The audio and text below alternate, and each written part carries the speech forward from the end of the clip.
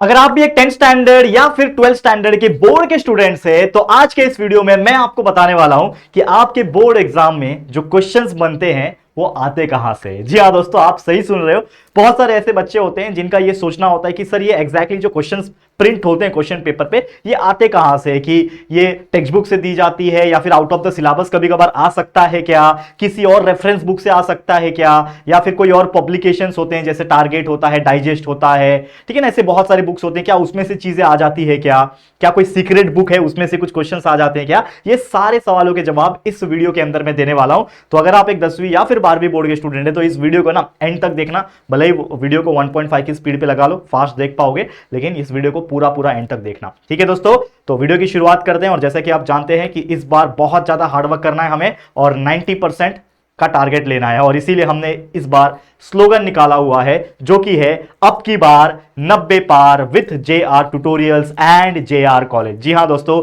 ये JR tutorials थे, 10वीं तक के बच्चे हैं JR ट्यूटोरियल्स पे, 12वीं के जो बच्चे हैं वो JR कॉलेज यूट्यूब चैनल पे हैं, और इन दोनों को कंबाइन करके हमने ये स्लोगन निकाला हुआ है। तो आप जो भी स्टैंडर्ड के होंगे, 10वीं के होंगे तो विथ JR ट्यूटोरियल्स लिखोगे कमेंट सेक्शन में। अगर आप एक कॉलेज के स्टूडेंट हो, JR कॉलेज के स्टूडेंट हो, तो 12वीं के बोर्ड के स्टूडेंट हो तो विथ JR कॉलेज लिख देना, अब की बार 90 पार, ठीक है। तो आ जाते हैं टॉपिक पे। तो सबसे पहले मैं आपको बताना चाहता हूं कि एक्चुअल में ये जो बोर्ड्स में जो क्वेश्चन फ्रेम होते हैं वो पूछे कहां से जाते हैं। तो बहुत सिंपल सा फंडा है, आप लोग को भी बहुत सारी चीजें पता है इसके बारे में, लेकिन आप सोचते नहीं हो। तो चलो लेके चलता हूं आपको सीधा सीधा महाराष्ट्र स्टूडेंट्स की तरफ। महाराष्ट्र बोर्ड के स्टूडेंट तैयार हो जाना। तो सबसे पहले चीजें क्या है, तो सबसे पहला जो सबसे इंपॉर्टेंट कोई चीज अगर आपके लाइफ में इस वक्त है स्टडी पॉइंट ऑफ व्यू, जिसमें से क्वेश्चंस बनते हैं, जिसमें से सारा कंसेप्ट क्लियर होता है, या फिर कोई भी चीज उसमें से आती है, वो है आप लोग का टेक्स्ट बुक, ठीक है। अब आप बोलोगे सर क्या मजाक कर रहे हो, ये तो हमको पता ही है। अगर पता है तो क्यों नहीं आ रहे 90%, क्यों नहीं आ रहे 80%, 70 आ रहे, 70 भी आ रहे हैं आपके, आ रहे तो कमेंट करो यस सर 70 निकाल पा रहे। तो यार सच बोल रहा हूं, ऐसे बहुत सारे स्टूडेंट्स होंगे जो टेक्स्ट बुक को सीरियसली लेते ही नहीं है। बहुत सारे ऐसे भी बच्चे मुझे मिलते हैं, बुक ना उनका एकदम चिकना होता है। चिकना समझते हो, जैसे एकदम नया नया अभी अभी मार्केट से स्टेशनरी से लेकर आ रहा हूं, इतना चिकना होता है, फ्रेश पेजेस, थोड़ी भी फोल्डिंग्स नहीं होती है, इतना चिकना बुक्स होते हैं। इसका मतलब क्या है कि पूरा साल बीत जाता है, वो लोग टेक्स्ट बुक ओपन करके पढ़ाई नहीं करते। तो ये गलती नहीं करना है। सबसे ज्यादा जो क्वेश्चंस फ्रेम होते हैं, चाहे 10वीं की मैं बात करूं, 10वीं का तो सबसे ज्यादा फ्रेम होता है टेक्स्ट बुक से ही, लेकिन 12वीं के स्टूडेंट्स भी अगर मैं बात करूं ना, आपके बहुत सारे क्वेश्चंस आपके टेक्स्ट बुक में से पूछे जाते हैं। अब वो कैसे पूछे जाते हैं ध्यान रखना। सबसे पहले आपके लिए, जैसे मैंने बोला, मोस्ट इंपॉर्टेंट थिंग जो है वो आपके लिए टेक्स्ट बुक है, जिसमें से लगभग 90 to 95% क्वेश्चन डायरेक्टली पूछे जाता है। अब वो कहां से आता है, वो या तो एक्सरसाइज में से पूछा जाएगा। अब आप बोलोगे कि सर जो टेक्स्ट बुक के पीछे जो एक्सरसाइज होता है,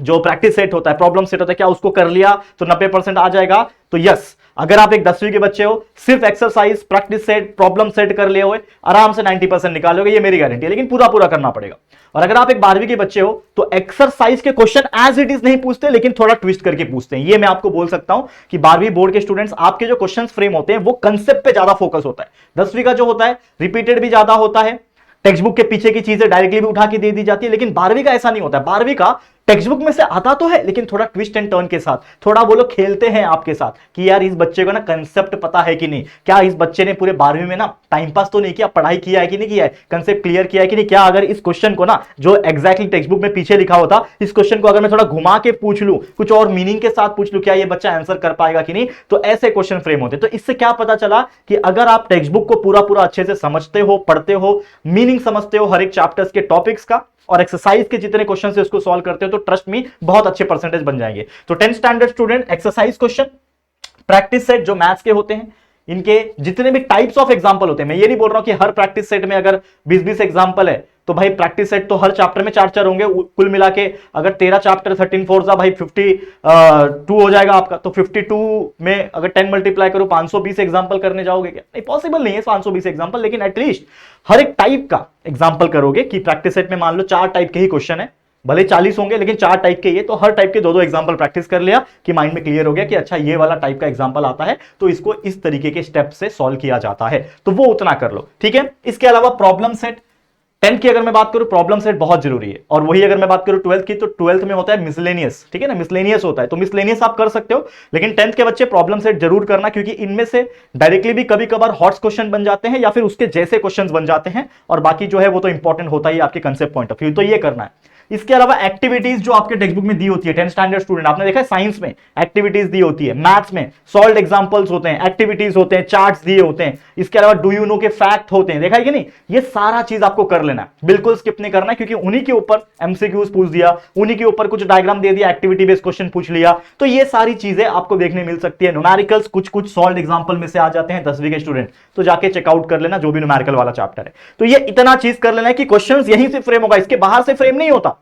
और वही 12वीं के बच्चे कि आपको पूरा का पूरा जो कंसेप्ट है वो समझना पड़ेगा, और इसमें एक्सरसाइज चाहे आपका मिसलेनियस हो गया या फिर जो टेक्स्ट बुक के अंदर के जो कंटेंट हो गए या फिर अंदर के जो न्यूमेरिकल्स हो गए, उनको जरूर से एक बार प्रैक्टिस करके लेना, ये मैं आपको बोलना चाहूंगा। इसके अलावा मैं एक सजेशन देना चाहूंगा कि don't study out of the syllabus या फिर out of the text book. बहुत सारे ऐसे बच्चे होते हैं थोड़े स्मार्ट बनते हैं, थोड़ा सा वो चले जाते हैं गूगल पे, इंटरनेट पे कुछ एक्स्ट्रा क्वेश्चंस कर लेते हैं, भाई आ गया तो क्या कर लेंगे, कुछ कहीं से लोग सुन लेते हैं, बोलते हैं अरे तू भी कर ले, एक कर रहा है दूसरा कर लेता है, दूसरा देख के तीसरा कर लेता है। तो ऐसे ना बहुत सारे बच्चे ना 10-20% एक्स्ट्रा बाहर का करके जाते हैं, सोचते हैं इसमें से कुछ आ जाएगा, लेकिन आता कुछ नहीं है, क्योंकि आपको भी पता है कि आउट ऑफ द सिलेबस कुछ नहीं आ सकता। बहुत रेयरेस्ट ऑफ रेयर केस हुआ रहेगा कि एक हाथ क्वेश्चन बाहर से आ गया, अदरवाइज नहीं आता। और अगर ऐसा कुछ होता है ना तो बोर्ड जो है उसको ये भी करता है, लाइक उसका भरपाई भी करता है कभी कभार, तो वो टेंशन मत लो। तो मैं आपको एक सजेशन दूंगा कि भूल जाओ कि कुछ टेक्स्ट बुक के बाहर का पढ़ना है, भूल जाओ कि आपका जो सिलेबस है उसके बाहर का कुछ पढ़ना है, कुछ नहीं पढ़ना है, कोई रेफरेंस बुक कोई नहीं लेना है। बहुत सारे बच्चे इतनी मोटी मोटी किताबें लाते हैं, जैसे मान लो थर्मोडायनेमिक्स एक चैप्टर है, केमिस्ट्री में भी है, फिजिक्स में भी है, और थर्मोडायनेमिक्स एक इतना वास्ट टॉपिक है कि इतना मोटा मोटा बुक आपको मार्केट में मिल जाएगा रेफरेंस के हिसाब से, रेफरेंस बुक कहते हैं उसको। तो बहुत सारे ऐसे बच्चे होते हैं जो जेडब्ल्यू या फिर सीटी लेवल का प्रिपरेशन करते हैं तो पूरा रेफरेंसेस बुक पढ़ते हैं। लेकिन मैं आपको क्या बोल रहा हूं कि अगर आप बोर्ड एग्जाम के लिए पढ़ रहे हो तो आपको सिर्फ आपके महाराष्ट्र बोर्ड का टेक्स्ट बुक पढ़ना है, इसके अलावा और कुछ नहीं पढ़ना है, और उसी के बेस पे जो भी चीजें हैं वो पढ़नी है, ठीक है। इसके अलावा मैं आपको एक सजेशन दूंगा कि हर चैप्टर का मतलब हर सब्जेक्ट का आपको चैप्टर वाइज वेटेज पता होना चाहिए। अगर आप 10th के बच्चे हो तो ये तो ऑलरेडी मैंने बनाया हुआ है, हर सब्जेक्ट चैप्टर वाइज वेटेज इतना सर्च कर लेना, बाय जेआर ट्यूटोरियल लिख देना, आपको एक ऐसा वीडियो मिल जाएगा जिसमें मैंने हर सब्जेक्ट का कौन सा चैप्टर कितने मार्क्स का पूछे जा सकता है, विद ऑप्शन विदाउट ऑप्शन मैंने एक्सप्लेन किया हुआ है। जस्ट हाल ही में 1-2 दिन पहले भी एक वीडियो बनाया था कि सिर्फ इतने चैप्टर्स कर लो आपके अच्छे मार्क्स आ जाएंगे, 30+ मार्क्स आ जाएंगे आउट ऑफ 40, तो वो वीडियो भी चेकआउट कर लेना, और 12वीं वाले बच्चे जेआर कॉलेज चैनल पे चेक कर लेंगे, ओके। तो चैप्टर वाइज वेटेज से क्या होगा कि आपका जो पेपर सेट होता है ना उसका भी एक लिमिटेशन होता है कि भाई मान लो 70 मार्क्स का पेपर है 12वीं की अगर मैं बात करूं, या फिर 10th का कोई साइंस या फिर मैथ्स का पेपर है, 40 मार्क्स का पेपर है, तो 40 से ज्यादा तो नहीं पूछेगा ना, 40 मार्क्स का ही विद ऑप्शन विदाउट ऑप्शन पूछेगा कंपलसरी में, और 20 मार्क्स का एक्स्ट्रा रहेगा, 60 मार्क्स का पेपर आता है तो उसी का रहेगा। और मान लो कि कोई चैप्टर नंबर 1 है उसका 5 मार्क्स का वेटेज है, तो 5 का 5 ही मार्क्स का क्वेश्चन आता है उसमें। ऐसा नहीं है कि 5 मार्क्स का वेटेज है तो 10 मार्क्स का क्वेश्चन पहले चैप्टर में से पूछ लिया, ये नहीं होगा। 1 मार्क्स इधर उधर होता है, वो भी बहुत रेयर होता है, लेकिन जितना आपको वेटेज बोला गया है महाराष्ट्र बोर्ड की तरफ से उतना ही उस चैप्टर में से क्वेश्चन पूछा जाएगा। तो ये माइंड में रख के चलो, इससे आपको ये पता चलेगा कि कौन सा चैप्टर स्किप करना है, कौन सा चैप्टर पढ़ना है, कौन से क्वेश्चन को आप पढ़ सकते हो, कौन से क्वेश्चन को आप ऑप्शन में छोड़ सकते हो, तो इससे आपको आइडिया लग जाएगा। इसके अलावा क्या है, अगर आप क्वेश्चंस पढ़ना, ये तो आपको समझ में आ गया कि क्वेश्चंस कहां से आएंगे, टेक्स्ट बुक में से ही आएंगे, लेकिन आपको एग्जैक्टली बताऊं कि नोट्स पॉइंट ऑफ व्यू कहां से पढ़ना है कि क्वेश्चंस वहां से आ जाए। तो मैं आपको बताना चाहता हूं कि अगर आप एक 10th स्टैंडर्ड के बच्चे हो, ध्यान से सुनना ये चीज मैं जो बता रहा हूं, अगर आप एक 10th स्टैंडर्ड के बच्चे हो तो 21 जो है ना, ये आता है मार्केट में, एक स्टेशनरी में जाओगे बोलोगे 21 अपेक्षित म्हणतात आम्ही मराठीत, ठीक है ना, मोस्ट लाइकली सॉल्यूशन सेट्स होते हैं, 21 बुक बोलते हैं उसको, वो अगर आप ले लोगे तो आपके लिए बढ़िया रहेगा। और यहां पे मैं कोई प्रमोशन नहीं कर रहा हूं, यहां पे मैंने बहुत सारे अलग अलग चीज का भी नाम लिखा हुआ है, मैं कोई प्रमोशन नहीं करता, आपको भी पता है भाई। तो यहां पे मैं आपको क्या बोल रहा हूं, अगर आप चाहते हो कि आपके पास एक फिजिकल नोट्स रहे जिससे आप पढ़ सको और सब चीज एक ही जगह अरेंज करके प्रॉपर मैनर में दिया हो, तो 21 ले सकते हो। और इसके पीछे ना एक स्टोरी मैं बताता हूं, वो भी हमारे टाइम की, मतलब जब 2011-12 में जब हम लोग 10th स्टैंडर्ड में थे, तो उस टाइम की बात है। मेरा एक दोस्त था, ठीक है ना, मैं नाम भी ले लूंगा, अमित करके एक दोस्त था मेरा, और वो बच्चा जो था ना वो मेरे लेवल का ही था, लेकिन हमेशा हमारा 80-85% आता था, मेरा 90% जो है ना 7th-8th के बाद कभी नहीं आया 90%, ठीक है ना, मैं 10th तक की बात कर रहा हूं। तो 80-85 पे आता था मेरा, हमेशा चौथा रैंक 5वां रैंक ऐसा आता था। और वो जो बच्चा था वो मेरे से पीछे रहता था, कभी लाइक उसका 6ठा रैंक आ गया, 7वां रैंक आ गया, ऊपर नीचे होता रहता था। लेकिन एक बार ऐसा हुआ कि भाई जब 10वीं खत्म हो जाता है, 10 खत्म हो जाता है मतलब 10वीं का जो स्कूल्स होता है वो खत्म हो जाता है, सेंड ऑफ हो जाता है, आपके प्रैक्टिकल्स वाइवा ओरल एग्जाम हो जाते हैं, तो आपको एक 10 दिन 12 दिन का छुट्टी हो जाता है, 15 दिन का छुट्टी हो जाता है कि आप घर पे रहो, पढ़ाई करो और सीधा फिर बोर्ड एग्जाम में मिलेंगे, ऐसा था। तो वो बंदे ने क्या किया था पता है, जब रिजल्ट आया, मतलब एग्जाम तो चलो हमने दे दिया, जब रिजल्ट आया तो वो बंदा पूरे स्कूल का टॉपर बन के निकला। और सरप्राइजिंगली जिसके ऊपर हम एक्सपेक्टेशन रख रहे थे कि ये बंदा टॉप करेगा, क्योंकि वो बहुत पढ़ता था, वो 90% 95% निकालेगा, तो उस बंदे के 90% भी नहीं आए, शायद 90 से थोड़े कम आए थे, 89 या फिर 90 के आसपास ही आए थे उसके परसेंट। और जो मैं जिसकी बात कर रहा हूं, जो मेरा फ्रेंड था अमित, उस बंदे के आगे थे कुछ 91% के आसपास, ठीक है, मतलब वो पूरे स्कूल का टॉपर था। तो भाई मैं उसको पूछा कि भाई तू तो मेरे से भी पीछे रहता था, ठीक है, ये इतने परसेंट कहां से निकाल लिया? तो उसने मेरे को एक स्टोरी बताया कि भाई मैंने क्या किया था, जैसे हमारी छुट्टियां हो गई थी तो जो भी 20 दिन का छुट्टी था, 15-20 दिन का छुट्टी मिलता था, उसमें उसने 21 ले लिया था और 21 को उतना एकदम ब्लाइंडली रट्टा मारा है उसने। सीधा उसका वर्ड था, भाई रट्टा मार लिया मैंने, ऐसा बोला था उसने। अब और अलग बात है कि रट्टा मार के उसने 90% लाया, उसका आगे यूज हो रहा है नहीं हो रहा है वो बात की बात है, लेकिन उसने ऐसा मुझे बोला कि भाई मैंने 21 में से इतना पढ़ लिया, रट्टा मार लिया, रट्टा मार लिया, उसी में से सारे क्वेश्चंस आ गए और मैं आराम से 90% निकाल लिया। तो इससे क्या पता चलता है कि आप अच्छी तरीके से पढ़ सकते हो 21 से, पर ये नहीं बोल रहा हूं कि 100% डिपेंडेंट रहना है, क्योंकि मैंने आपको क्या बोला, कंसेप्ट ज्यादा इंपॉर्टेंट है, ब्लाइंडली रट्टा नहीं मारना है। तो आप हमारे लेक्चर वीडियोस देखो, सारे कंसेप्ट समझो, उसके बाद कोई चीज को याद करने जाओ,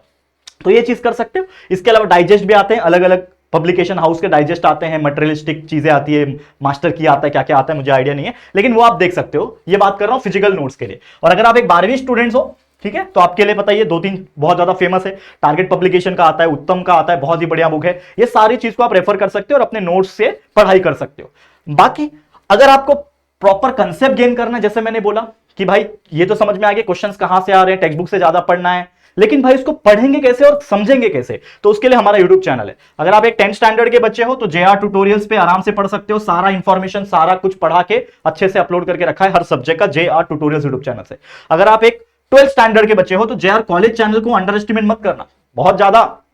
लोग के बीच में चर्चित नहीं है क्योंकि न्यूली लॉन्च है, ठीक है, धीरे धीरे करके हम आगे बढ़ रहे हैं, कछुए की रेस चल रही है, लेकिन जीतता कौन है, अपना कछुआ ही जीतता है, तो आपको पता होगा। तो यहां पे हार जीत की मैं बात वैसे कर भी नहीं रहा हूं, मैं याद कर रहा हूं यहां पे जेआर कॉलेज चैनल की, जो कि एकदम बेहतरीन चैनल है, जिसपे सारे कंसेप्चुअल लेक्चर्स प्रेजेंट है, हर चैप्टर हर सब्जेक्ट का, इवन साइंस भी और कॉमर्स भी, ठीक है ना, ये बहुत बढ़िया बात है। तो जाके चेकआउट कर सकते हो, physics chemistry maths biology SP OCM BK economics, मतलब साइंस स्ट्रीम के बच्चे और कॉमर्स स्ट्रीम के बच्चे दोनों ही यहां पे जाके पढ़ाई कर सकते हैं, प्लीज एक बार चेकआउट कर लेना। ओके, अब इसके अलावा अगर आपको प्रैक्टिस करना है, मॉक टेस्ट देना है, या फिर आपको देखना है कि यार पिछले कुछ सालों में ना बोर्ड एग्जाम में क्वेश्चंस आए कैसे थे,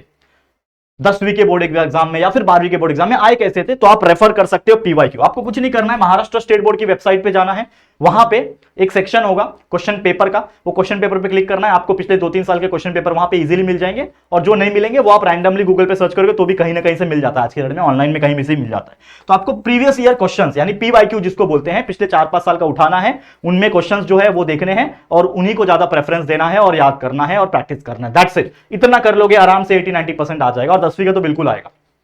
ठीक है, समझ में आ गया? तो दैट्स इट फॉर टुडे। उम्मीद करता हूं ये चीज आपके लिए बहुत हेल्पफुल रही होगी। अब स्टार्ट कर दो अपना पढ़ाई, अच्छे से लेक्चर वीडियोस हमारे चैनल के थ्रू देखो, कंसेप्ट क्लियर करो, एग्जांपल्स को प्रैक्टिस करो, टाइम बचाओ। यहां पे रिकॉर्डेड वीडियोस जब देखोगे हमारे चैनल के माध्यम से तो आपका टाइम बचेगा, क्योंकि 1.5x या फिर 2x की स्पीड पे आप देख सकते हो वीडियोस को, जिससे आपका समय बचेगा और वो टाइम बचा के आप लोग अपने सेल्फ स्टडी में, याद करने में, प्रैक्टिस करने में, ये सब चीज में अपना टाइम को इन्वेस्ट कर पाओगे। तो प्लीज पढ़ते रहो, अच्छे अच्छे मार्क्स एग्जाम में लाते रहो, कीप वॉचिंग, ठीक है। तो फिलहाल आज के लिए इतना ही। वीडियो पसंद आया दिल से वीडियो को लाइक करना, शेयर करना, फटाफट से अपने सभी 10th स्टैंडर्ड हो या फिर 12वीं के फ्रेंड्स हो, सभी के साथ शेयर करना है। और पहली बार आए हो चैनल पे तो चैनल को सब्सक्राइब करके बेल आइकन को प्रेस कर देना, ठीक है दोस्तों। चलो फिर जल्दी आपके साथ मुलाकात होगी किसी और नए वीडियो में, तब तक के लिए thank you and good bye.